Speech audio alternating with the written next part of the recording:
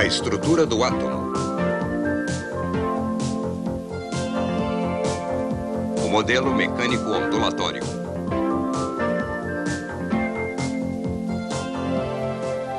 Foi Niels Bohr quem descobriu que as leis da física que governam as leis de movimento e comportamento de corpos grandes não são adequadas para calcular o movimento de pequeninas partículas como os átomos e os elétrons.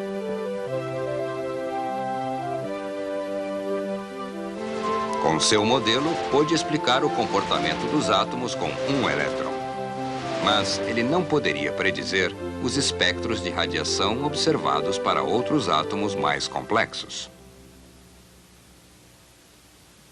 As sementes para um novo modelo viriam do conceito de que todas as formas de radiação eletromagnética apresentam as propriedades das ondas e das partículas.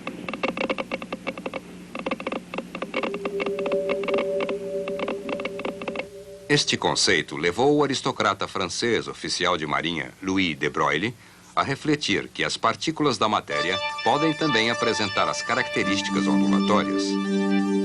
Embora essas ondulações não possam ser óbvias numa escala de observação diária. Mesmo numa banheira, podemos ver duas ondas interagirem para formar uma onda maior e depois passarem uma pela outra sem prejudicar nenhuma delas. Imagine duas partículas, como uma bola de beisebol e um taco, e de algum modo se tornarem um e depois passarem um pelo outro. No entanto, experiências com partículas pequenas como elétrons mostraram que podem produzir padrões que só podemos explicar como ondas.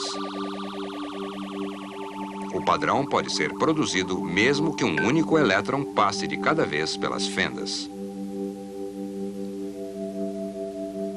De Broglie sugeriu que suas ondas de matéria poderiam ter seu comprimento de onda inversamente proporcionais à energia cinética do elétron, que poderia ser calculada multiplicando-se a massa do elétron por sua velocidade.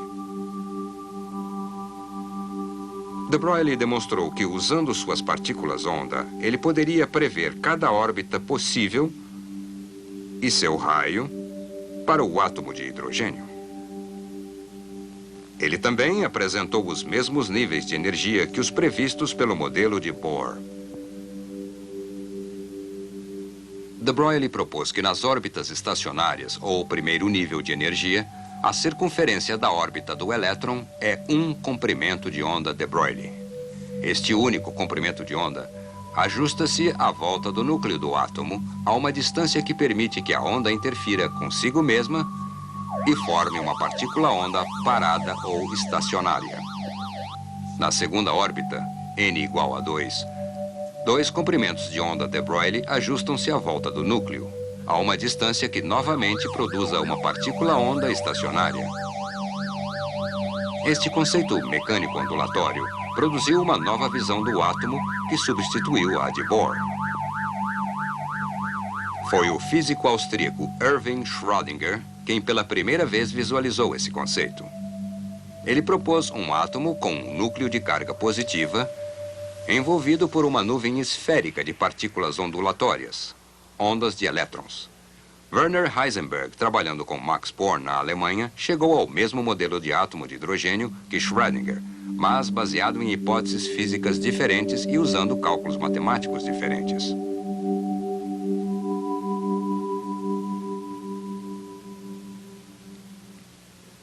O modelo mecânico ondulatório do átomo conclui que o caminho de um elétron não pode ser previsto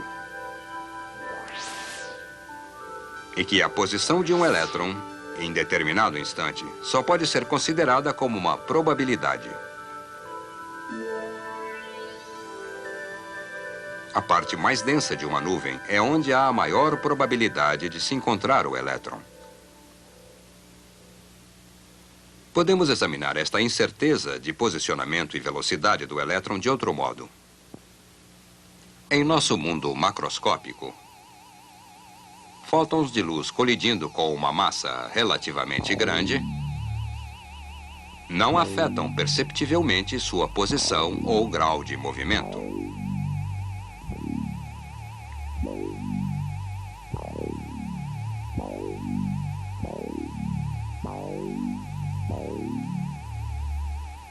Mas fótons, colidindo com objetos pequenos como um elétron, provocarão um efeito. O recurso utilizado para determinar a posição de um elétron, a luz, é próxima da escala de um elétron. Como resultado, a colisão entre um fóton e um elétron pode alterar a velocidade do elétron. No sentido inverso, métodos para a medição de velocidade de um elétron tornam sua posição incerta. O princípio da incerteza de Heisenberg explica por que a posição e a energia cinética de um elétron em movimento não podem ser medidas simultaneamente com grande precisão. Em outras palavras, há um limite da exatidão de certos tipos de medições.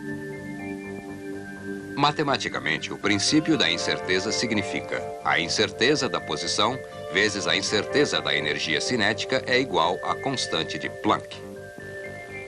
Quando a incerteza sobre um diminui, a incerteza quanto ao outro tem de crescer para manter a equação equilibrada. O modelo mecânico ondulatório levou mais além o conceito de quantum.